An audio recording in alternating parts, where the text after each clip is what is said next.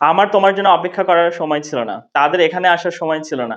অতীতে বা আগে কারো কোনো কিছু করার জন্য হাতে যথেষ্ট পরিমাণে সময় ছিল না। পর্যাপ্ত পরিমাণে সময় ছিল না কোনো কাজ করার জন্য। এবং এটা কিন্তু অতীতেই বোঝাচ্ছে, হ্যাঁ? যেমন আমার ঘুমানোর সময় ছিল না। বা অতীতে বা আগে ঘুমানোর মতো পর্যাপ্ত সময় ছিল না। এই ধরনের কথাবার্তাগুলো ইংরেজিতে বলার জন্য আমরা ব্যবহার করব had no time to, এবং had no time to এর পরে আমাদের ভার্বের প্রেজেন্ট ফর্ম লিখতে হবে, যেটাকে আমরা V1 লিখেছি বা ভার্ব 1।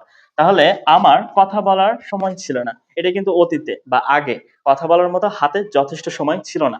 এইজন্য আমরা লিখব আমার, যেহেতু আমার ছিল না আমরা লিখে ফেলি আমার I, এই যে had no time to লিখে ফেলি had no time to, had no time to যথেষ্ট সময় ছিল না হাতে কি করার জন্য, কথা বলার জন্য। হ্যাঁ, I had no time to talk, talk কথা বলার জন্য। তাহলে আমার কথা বলার সময় ছিল না বা কথা বলার মতো যথেষ্ট সময় হাতে ছিল না। I had no time to talk, আমার কথা বলার মতো সময় ছিল না।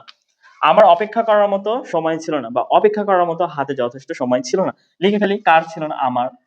I had, এই যে had no time to, had no time to, অপেক্ষা এটাই ভার্ব। নো টাইম টু এর পরে যেহেতু ভার্ব লিখতে হবে বা ভার্বের প্রেজেন্ট ফর্ম, আমরা লিখে ফেলি হ্যাড নো টাইম টু এর পরে ভার্ব ওয়েট, WAIT ওয়েট।